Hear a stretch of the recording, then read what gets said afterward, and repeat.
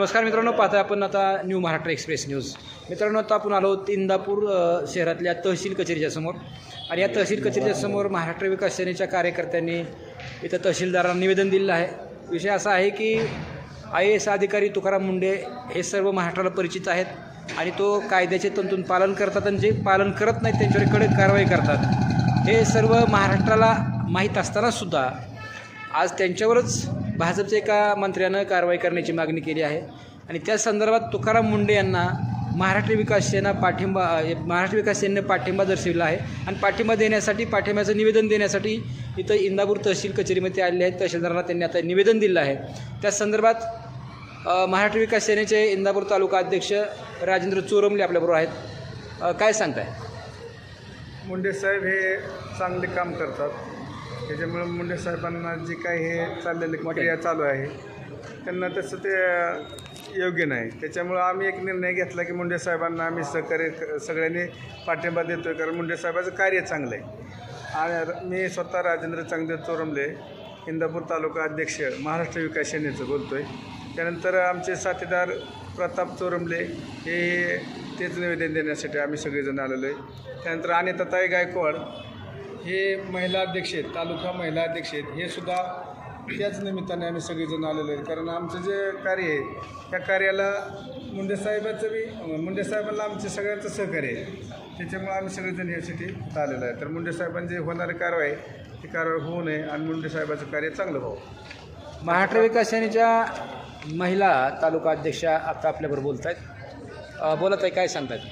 IAS अधिकारी तुकाराम मुंडे हे दिव्यांग कल्याण विभागाचे सचिव म्हणून काम करतात आणि जे बनावट प्रमाणपत्र मिळवून अधिकारी आणि कर्मचारी बनलेले आहेत त्यांचं ते बोगस बनावट प्रमाणपत्र ते तपासण्याची मोहीम यांनी हाती घेतली तुकाराम मुंडेंनी. म्हणजे ते चांगलं कार्य करत आहेत. एक फ्रॉड बाहेर काढण्याचं कार्य करत असतानासुद्धा त्यांच्यावर असं चुकीचा आरोप करून त्यांच्या निलंबनाची मागणी कृष्णा खोपडे या आमदारांकडून केली जात आहे.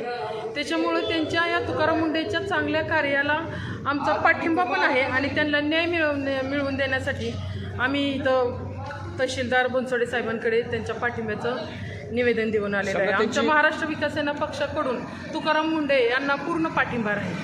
समजा त्यांच्यावर कारवाई झाली किंवा त्यांची बदली झाली त्या खात्यावरून, तर तुमचा जो पक्ष जी सेना आहे महाराष्ट्र विकास सेना, त्याची पुढची काय ॲक्शन असणार? आम्ही आमच्या पक्षप्रमुखांच्या पुढच्या ह्याच्यानुसार त्यांचं जे पुढचं काय ॲक्शन असेल त्याच्यानुसार आम्ही पुढचं पण तसं निवेदनात तुम्ही असं नमूद केलं की आम्ही महाराष्ट्रभर आंदोलन करू. करणार आम्ही महाराष्ट्रभर आंदोलन करणार. बघा मित्रांनो, तुकाराम मुंडे हे नाव काही अपरिचित नाही, सर्वांना परिचित आहे आणि तुकाराम मुंडेसारख्या अधिकाऱ्यांची ह्या देशाला गरज आहे. या लोकशाही टिकली पाहिजे, तरच असे अधिकारी असल्यास लोकशाही टिकणार आहे, ही जनतेचं असं म्हणणं आहे. आणि ही महाराष्ट्रात जी महाराष्ट्र विकास सेना आहे ते महाराष्ट्रभर इथं काम करते. त्यांचं म्हणणं आहे की चांगल्या अधिकाऱ्यांच्या आम्ही पाठीशी आहोत. चांगल्या अधिकाऱ्यांना पाठबळ मिळालं पाहिजे, चांगल्या अधिकाऱ्यांना संरक्षण मिळालं पाहिजे आणि अशा अधिकाऱ्यांची जर गरज आहे आणि जर अशा अधिकाऱ्यांवर कारवाई झाली तर लोकशाहीचा बोजवारा उडल्याशिवाय राहणार नाही, असं त्यांचं म्हणणं आहे. आपल्याबरोबर याच सेनेचे कार्यकर्ते बोलत आहेत. काय सांगता? तुकाराम मुंडे साहेबांसाठी म्हणजे बोलणं असं आहे की भ्रष्टाचार चालू आहे. त्यात अजून म्हणजे IAS IPS किंवा अनेक सरकारी पदं असतील, हे पैसे खाऊन दिली जातात. त्यापेक्षा जे गोरगरीब लोक आहेत किंवा गोरगरिबांची जी मुलं आहेत जी कष्ट करतात त्यांच्यासाठी तुकाराम मुंडे एक नंबर काम करत आहेत. तर आमच्या सर्वांचा पाठिंबा त्यांच्यासोबत आहे. त्यांच्यावर जी कारवाई होत आहे ती रद्द करण्यात यावी एवढी महाराष्ट्र विकास सेनेकडनं विनंती आहे. चांगल्या अधिकाऱ्याची नेहमीच्या महाराष्ट्रामध्ये बदली केली जाते किंवा चांगल्या अधिकाऱ्याची बदनामी केली जाते, हे काही जनतेला नवीन नाही. परंतु तुकाराम मुंडेसारख्या अधिकाऱ्याच्या पाठीशी उभं राहिलं पाहिजे, असं हे महाराष्ट्र विकास सेनेचं म्हणणं आहे.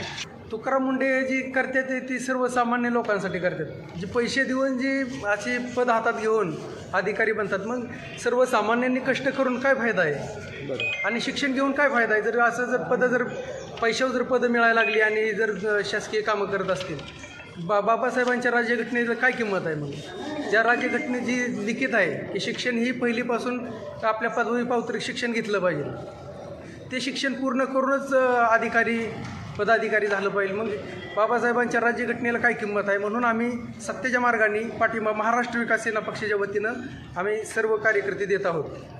बघा, म्हणजे यांचं म्हणणं आहे की जर बोगस कागदपत्र मिळून जर लोकांना नोकऱ्या मिळत असतील तर प्रामाणिकपणे काम करणाऱ्या, प्रामाणिकपणे कष्ट करणाऱ्या, प्रामाणिकपणे अभ्यास करणाऱ्यांवर हा अन्याय होतो आहे. आणि जर हा अन्याय होऊ नये म्हणूनच तुकाराम मुंडे काम करत आहेत असं याचं म्हणणं आहे. म्हणून तुकाराम मुंडेंच्या ही संघटना पाठीशी उभा राहते. Patra, new Maharashtra express.